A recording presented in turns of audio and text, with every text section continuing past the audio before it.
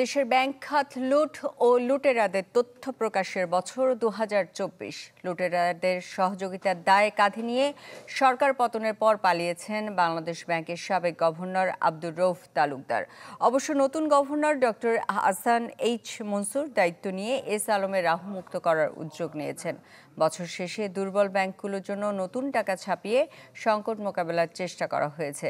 আর মূল্যস্ফীতির লাগাম টানতে না পারায় বছর জুড়েই সমালোচিত ছিল নিয়ন্ত্রক সংস্থাটি। মাসুম মিয়ার প্রতিবেদন।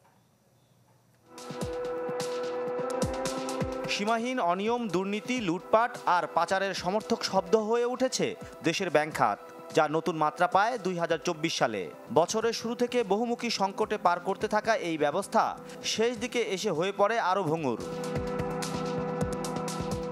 বছরের শুরু থেকেই টাকার বিপরীতে ডলারের দর জোর করে ধরে রাখার কুফল পড়তে থাকে অর্থনীতিতে, যা সামাল দিতে এক লাফে বড় সমন্বয় করতে বাধ্য হয় আওয়ামী লীগ সরকার। রাষ্ট্রীয় ব্যয় সামাল দিতে সরকারের নির্ভরতা বাড়ে ব্যাংকের উপর, ফলে থমকে যায় বিনিয়োগ, কর্মসংস্থান। আর কাবেল বাংলাদেশের একমাত্র ইউএল এবং ভিডি সার্টিফাইড কেবল, যা A grade LME registration. Bank খাতের করুণ দশা আরও স্পষ্টভাবে ফুটে ওঠে আওয়ামী লীগের পতনের পর। দেশটির ইতিহাসের প্রথমবারের মতো ঘটে গভর্নরের পলায়নের মতো ঘটনা। হিসাব কমিয়ে দেখানো খেলাপি ঋণ ছাড়াতে থাকে একের পর এক সীমা। অবস্থা সামাল দিতে আইনের পরিবর্তন এনে নতুন গভর্নর হিসেবে নিয়োগ দেওয়া হয় IMF এর সাবেক কর্মকর্তা ডক্টর হাসান এইচ মনসুরকে। দায়িত্ব নিয়েই যিনি বোমা ফাটাতে থাকেন এই খাতের তথ্য উপাত্ত দিয়ে। কোনো রাজনৈতিক পথ পরিবর্তনের ফলে বাংলাদেশ ব্যাংকের গভর্নর যে হয়ে যান, মানে কি বলবো, আত্মগোপনে চলে যান, এই ঘটনা বাংলাদেশে এর আগে বোধহয় কখনো ঘটেনি, বা পৃথিবীর ইতিহাসেও বোধহয় খুব কম ঘটেছে। নতুন গভর্নর দায়িত্ব নিয়ে অল্প সময় ভেঙে দেন 11 ব্যাংকের পর্ষদ। বিশেষ গোষ্ঠীর হাত থেকে রক্ষায় নিতে থাকেন একের পর এক উদ্যোগ।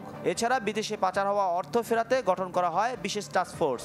বেসরকারি ব্যাংকের সাথে আমূল বদল আসে সরকারি ব্যাংকগুলোতেও। বছরের শেষ প্রান্তিকে এসে হট্টগোল শুরু হয় দুর্বল ব্যাংকগুলো ঘিরে। চাহিদা মতো টাকা না পেয়ে দিক বেদিক ছুটতে থাকেন অসংখ্য গ্রাহক। ফলে বেশ কিছুদিন অনড় থাকলেও পরে বাধ্য হয়ে টাকা ছাপানোর সিদ্ধান্ত নেন নতুন গভর্নর। এতে অবস্থার সামান্য উন্নতি হলেও শেষ ভাগে এসে নতুন সংকট শুরু হয় ডলার ঘিরে। খোলা বাজারে যা উঠে যায় 128 টাকা পর্যন্ত। ব্যাংক খাত তো আগে থেকেই ভালো ছিল না। এই বছর অবস্থার আরও অবনতি ঘটেছে। অবনতি বলতে যেটা বোঝায় সেটা হলো যে আসলে অবস্থাটা কি, সেটা বেটার বোঝা যাচ্ছে বর্তমানে পরিবর্তিত পরিস্থিতির কারণে।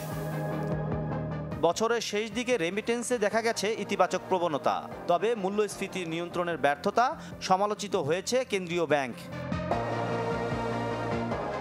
মাসুম মিয়া, চ্যানেল 24, ঢাকা।